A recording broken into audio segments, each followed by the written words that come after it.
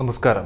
ബാബറി മസ്ജിദിന്റെ പേര് ടെക്സ്റ്റ് ബുക്കുകളിൽ നിന്നും മാറ്റുകയും പ്രധാന ഭാഗങ്ങൾ ഒഴിവാക്കിയും പ്ലസ് ടു പൊളിറ്റിക്സ് പാഠപുസ്തകം പ്രസിദ്ധീകരിച്ച NCERTക്കെതിരെ വ്യാപകമായ പ്രതിഷേധങ്ങളാണ് കോൺഗ്രസിന്റെ CPMന്റെയും ഭാഗത്തു നിന്നും ഉണ്ടായിക്കൊണ്ടിരിക്കുന്നത്. ശരിക്കും പറഞ്ഞാൽ NCERT ഒരു RSS മെമ്പറിനെ പോലെയാണ് ഇപ്പോൾ പെരുമാറിക്കൊണ്ടിരിക്കുന്നത്. NCERT പാഠപുസ്തകങ്ങൾ നിർമ്മിച്ചാൽ പോരെ, അല്ലാതെ അവരുടെ ജോലി രാഷ്ട്രീയ ലഘുലേഖകളുടെ നിർമ്മാണവും അതിന്റെ പ്രചാരണവും മാറ്റിത്തിരുത്തലുകളൊന്നും അല്ലല്ലോ.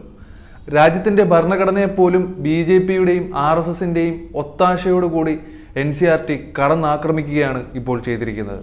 NCERTയുടെ അർത്ഥം national council for education and research and training എന്നാണല്ലോ, അല്ലാതെ നാഗ്പൂരോ Narendra council for educational research and training അല്ലെന്നുള്ളത് ഈ വർഗീയ ഫാസിസ്റ്റ് ശക്തികൾ എന്തുകൊണ്ട് ഓർക്കുന്നില്ല?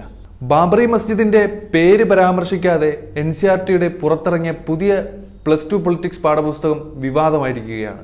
3 മിന്നാരങ്ങളുള്ള കെട്ടിടമെന്ന ടാഗ്ലൈനാണ് ഇപ്പോൾ പാഠപുസ്തകത്തിൽ ബാബറി മസ്ജിദിന് പകരമായി പരാമർശിച്ചിരിക്കുന്നത്.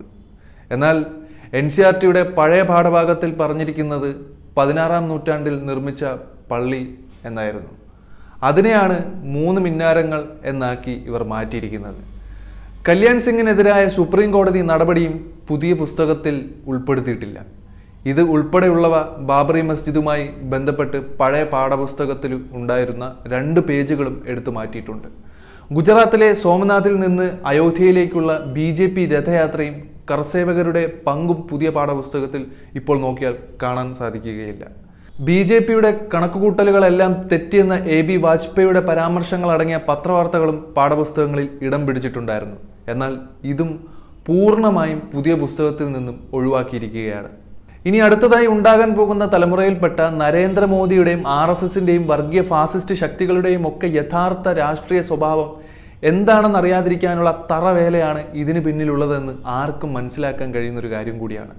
ബാബറി മസ്ജിദ് തകർത്തതിനെ തുടർന്നുണ്ടായ ക്രമസമാധാന പ്രശ്നങ്ങളിൽ UP മുഖ്യമന്ത്രി കല്യാൺ സിംഗിനെതിരെ 1994 സുപ്രീം കോടതി ചീഫ് ജസ്റ്റിസ് അധ്യക്ഷനായ ബെഞ്ച് കോടതി അലക്ഷ്യ നടപടി സ്വീകരിച്ചിട്ടുണ്ടായിരുന്നു. 1 ദിവസത്തേക്ക് തടവ് ശിക്ഷ വിധിച്ചുള്ള ഈ സംഭവം പഴയ പാഠപുസ്തകത്തിൽ കുട്ടികൾക്ക് പഠിക്കാനുള്ളതായിരുന്നു.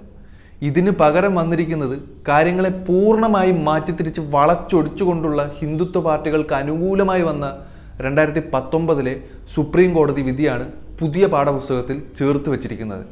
ഇതുകൂടാതെ തന്നെ ടൈം ലൈനിൽ ബാബറി മസ്ജിദ് പൊളിച്ച 1992 ഡിസംബർ 6 പകരം അയോധ്യ കേസിൽ സുപ്രീം കോടതി വിധി വന്ന 2019 നവംബർ 9 ഇപ്പോൾ ഉൾപ്പെടുത്തിയത്. 2006-2007 അധ്യയന വർഷം മുതൽ ഈ പാഠഭാഗങ്ങൾ പരിഷ്കരിച്ചിട്ടുണ്ടായിരുന്നില്ല. 2019 സുപ്രീം കോടതി വിധിയോടെയുണ്ടായ മാറ്റങ്ങളെ മുൻനിർത്തിയാണ് ഇപ്പോൾ നടപ്പിലാക്കിയ ഈ പരിഷ്കരണമെന്നാണ് NCERT ഈ വിഷയത്തിൽ വിശദീകരിക്കുന്നത്.